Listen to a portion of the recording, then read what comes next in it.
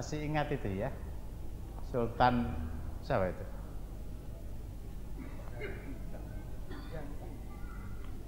Nasiruddin Zangki.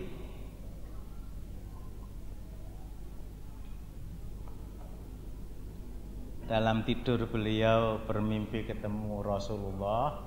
Dikit saya ulang nggak apa-apa. Nasiruddin, aku tulungono.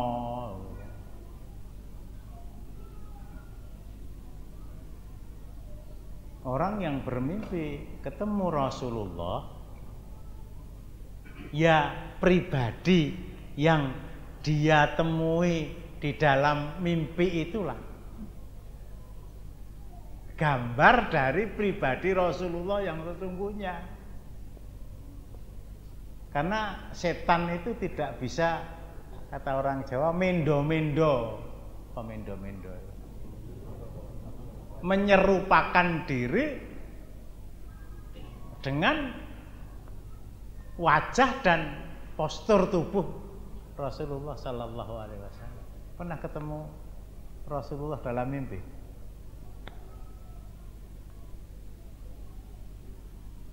Umay Rama ketemu. Ronaldo, oh kerep itu. Rumangsaku bale Ronaldo keneng sirah tiba sirahku ketatap tembok lah.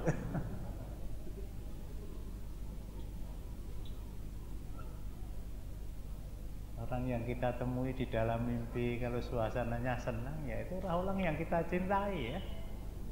Mimpi ketemu bapak yang sudah meninggal, ibu yang sudah meninggal, anak yang sudah meninggal, itu suatu hal yang biasa karena mereka kita cintai.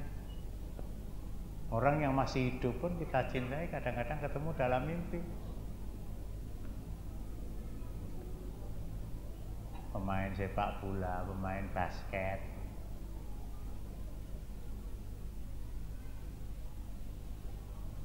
Nasiruddin aku tulungono. Ya bangun. Kok Rasulullah minta tolong saya ya? Rasulullah minta tolong saya.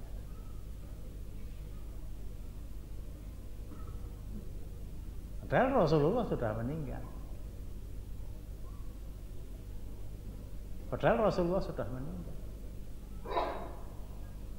Tidak mungkin Rasulullah minta tolong saya dan tidak mungkin saya minta tolong Rasulullah. Dalam keadaan saya masih hidup, dalam keadaan beliau sudah menghadap ke Rafiqil A'la. Nasiruddin, saya minta tolong kepada kamu. Bahasa Jawanya malapas, aku tulungono. Ya akhirnya beliau tidur lagi, riwayatnya sampai 3 hari berturut-turut itu bermimpi ketemu Rasulullah. Riwayat lain tidur, mimpi, bangun, tidur lagi, mimpi lagi sampai 3 kali.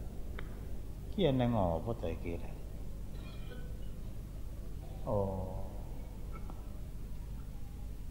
satu-satunya sesuatu yang masih ada hubungannya dengan Rasulullah di dunia itu jasad beliau. Jasad beliau. Berarti yang dalam keadaan SOS, dalam keadaan bahaya, itu jasad Rasulullah. Beliau perintahkan pasukan untuk mengawal beliau ke Madinah, kemudian masuk ke Masjid Nabawi, tentu saja tahiyatul masjid, perintahkan kepada gubernur untuk mengumpulkan semua penduduk Madinah tanpa terkecuali. Ditanyakan pada gubernur, ada yang belum hadir? Sudah, Amirul Mukminin. Coba kamu teliti lah. Masih ada nggak yang belum hadir? Oh iya, ada 2 orang soleh pendatang baru di kota Madinah yang belum genap 1 tahun, nggak pernah terlambat sholat berjamaah. Shaf yang dia ambil mesti shaf pertama di belakang imam, 2 orang.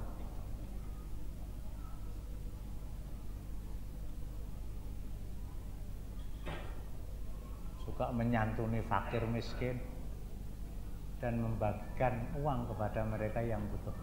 Antar saya ke sana, gampangnya begitu ya. Antar sampai tempat di mana rumah tadi dikontrak, disewa. Beliau perintahkan kepada polisi, pada intelijen, selidiki rumah tadi. Depan belakang, awan, gatri, sentong, kaya wong Jawa ya. Nggak ada apa-apa, diulangi lagi. Diulangi lagi. Kembali lagi mengatakan nggak ada sesuatu yang mencurigakan, nggak ada sesuatu yang mencurigakan. Nah akhirnya beliau turun tangan sendiri, teliti satu persatu karpet ini diangkati satu persatu. Nah di salah satu ruangan di bawah karpet itu ada lubang yang ditutup dengan kayu. Di bawah kayu itu ada lubang yang bisa dimasuki orang. Kok dikasih kayu? Supaya kalau karpet tadi diinjak tidak jeglong. Perintahkan diteliti lubang ini mau kemana? Ternyata ke Masjid Nabawi. Arah yang dituju kubur Rasulullah. Tangkap. Diinterogasi, ngaku dia orang Yahudi, diperintahkan oleh pemimpin mereka. Belum ada negara Yahudi waktu itu ya, yang tinggal di Eropa, untuk mencuri jasad Rasulullah. Untuk mencuri jasad Rasulullah. Kan sudah sekian ratus tahun beliau wafat. Islam mengajarkan kepada kita bahwa jasad para nabi itu tidak akan bisa dimakan oleh tanah. Nggak akan bisa dimakan oleh tanah. Dulu pernah saya ceritakan jasad para syuhada Uhud. Para syuhada Uhud itu ketika selesai perang, 70 orang di antara mereka, bukan di antara mereka, semuanya yang mati syahid itu 70 orang, termasuk kemarin saya sebut Handalah, anaknya Abi Amir yang membujuk orang untuk mendirikan masjid Diror. Dikubur di bawah bukit. Hujan,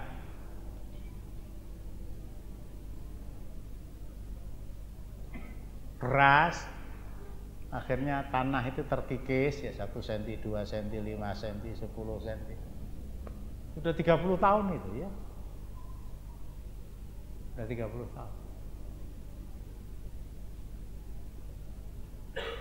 20 cm, 50 cm, 1 meter.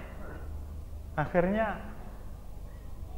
tampaklah satu persatu dari jasad syuhada Uhud itu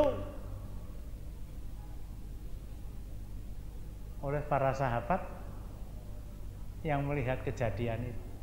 Masih utuh. Diterangkan seakan-akan mereka itu meninggal dikubur ba'da zuhur, digali sebelum asar. Allahu Akbar.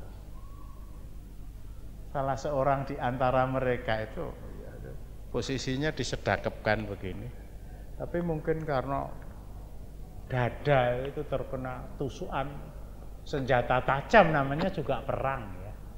Ini posisi tangan itu begini. Posisi tangan itu begini. Ada para sahabat enggak usil ya, coba tak pernah nih 30 tahun ini tangannya itu diangkat gitu. Diletakkan di sini, manut itu. Tapi dari luka yang dia tutupi dengan telapak tangan itu keluar darah segar. Nah kalau mendengar cerita begitu tuh siapa yang tidak mencermati syahid itu siapa? Hid.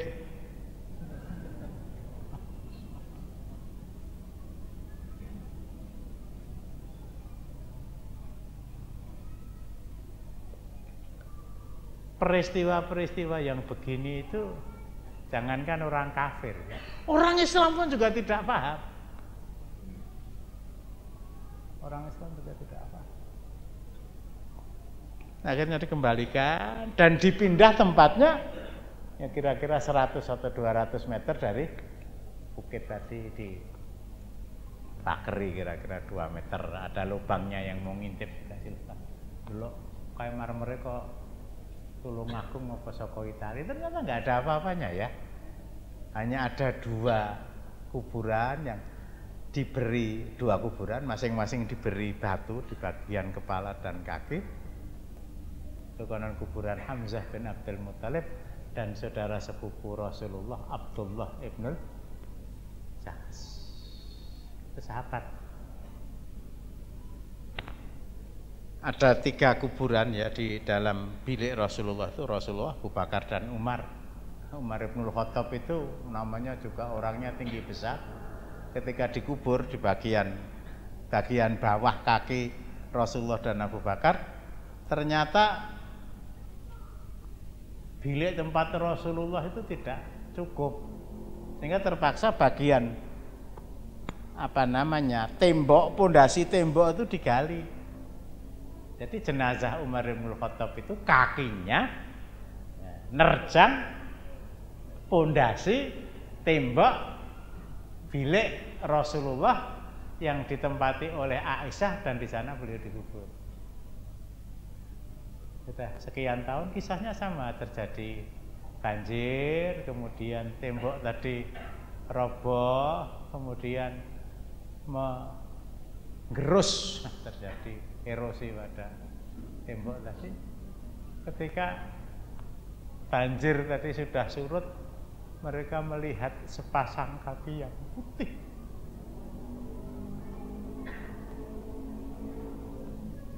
Kafannya sudah hancur di tangan, tapi kakinya masih. Kaki Umar bin Khattab nang ditutup. Apalagi jenazah Rasulullah. Dan orang-orang Yahudi serta orang-orang Nasrani, berkali-kali saya katakan, alladzina atainahumul kitaba ya'rifunahu kama ya'rifuna abna'ahum. Wa inna fariqam minhum la yaktumunal haqqa wa hum ya'lamun. 146 surat Al-Baqarah, 20 surat Al-An'am. Orang-orang yang aku karuniakan kepada mereka Alkitab, orang Yahudi dan Nasrani, mereka mengenal Muhammad, ya wallahu alam, tentunya orang-orang yang ditokohkan di antara mereka. Mereka mengenal Muhammad seperti hanya mereka mengenal anak-anak mereka sendiri. Mereka mengenal Muhammad sallallahu alaihi wasallam seperti mereka mengenal anak-anak mereka sendiri. Mudeng banget itu. Jadi kalau tadi saya nyebut, ayo aja nyanyi, bapaknya mesti ngerti itu. Kayak anakku kayak. Ayo bapaknya di eleke. Yang ngono diurus tatat lho.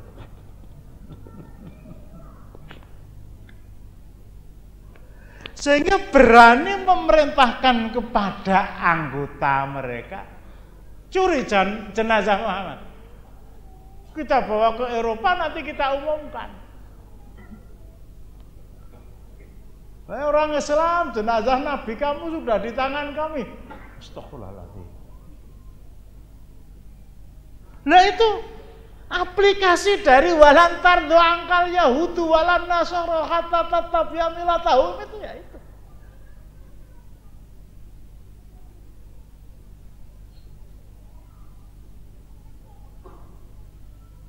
Orang Yahudi dan orang Nasrani itu tidak akan pernah rela, tidak akan pernah tidur nyenyak dan makan enak sehingga kamu Muhammad ikut agama mereka.